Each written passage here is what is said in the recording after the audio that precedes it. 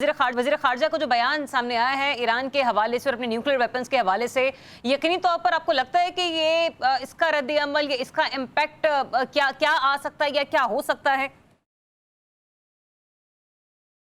देखें, इसमें एक बात, ये बहुत सी आर्टिफिशियल इंटेलिजेंस की एक ये भी थी और साथ एक ईरानी जनरल की भी है जी कि अगर वाकई कि अगर इजराइल ने ईरान पर अटैक किया तो पाकिस्तान जो है वो इजराइल पे अटैक कर देगा।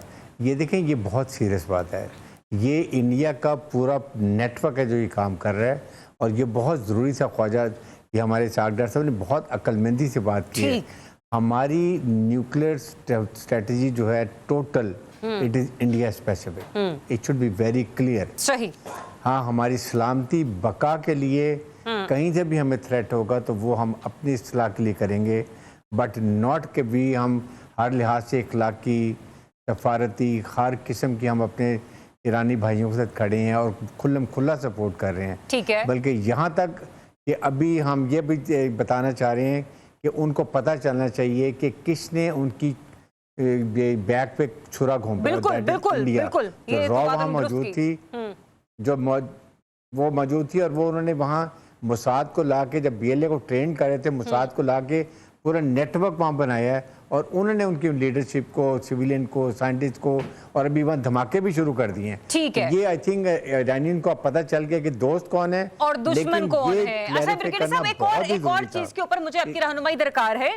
सर, जिस तरीके से पाकिस्तान और भारत के दरमियान जब जंगी माहौल पैदा हुआ था तो डोनाल्ड ट्रंप ने जहां जहां का दौरा किया और जब से उन्होंने अनाउंसमेंट की उस वक्त से लेकर आज तक वो इस बात के गुण गा रहे हैं कि सीज फायर उन्होंने करवाया। इसराइल और ईरान के मामले में वो इतने बेबस क्यों नजर आ रहे हैं और आलमी ताकतों को दावत दे रहे हैं? क्या वो खुद संजीदा नहीं है? ये सब कुछ उनकी एमा पर हो रहा है? जरा इसको थोड़ा सा क्लैरिफाई कीजिएगा।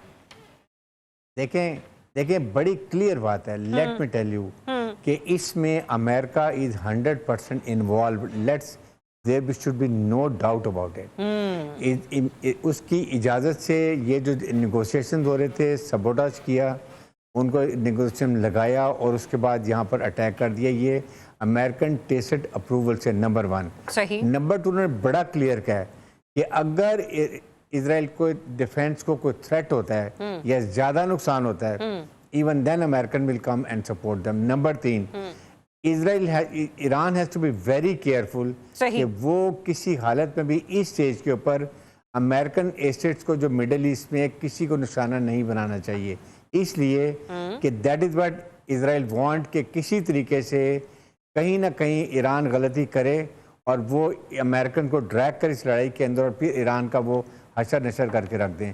ये बड़ी क्लियर सोच, क्योंकि ईरान, देखें, इजराइल छोटा सा मुल्क है, ईरान बहुत बड़ा मुल्क है। तो ईरान 9 से 10 के करीब इजराइल को नुकसान पहुंचाना, तो ईरान के लिए बहुत आसान है। इजराइल को जहां भी गिरेगा इजराइल का बहुत नुकसान होगा। बहुत सेंसिटिव है कैजुअलिटी से, अपने नुकसान से, इसीलिए वो चाह रहे हैं। और ईरान कैन सस्टेन एवरीथिंग। मुसलमान है, जज्बा शहादत है, जज्बा ईमानी है, तो इन चीज़ों को काउंट करे तो मेरे ख्याल में that is we have to be very mindful. इसलिए Iran has to be very careful.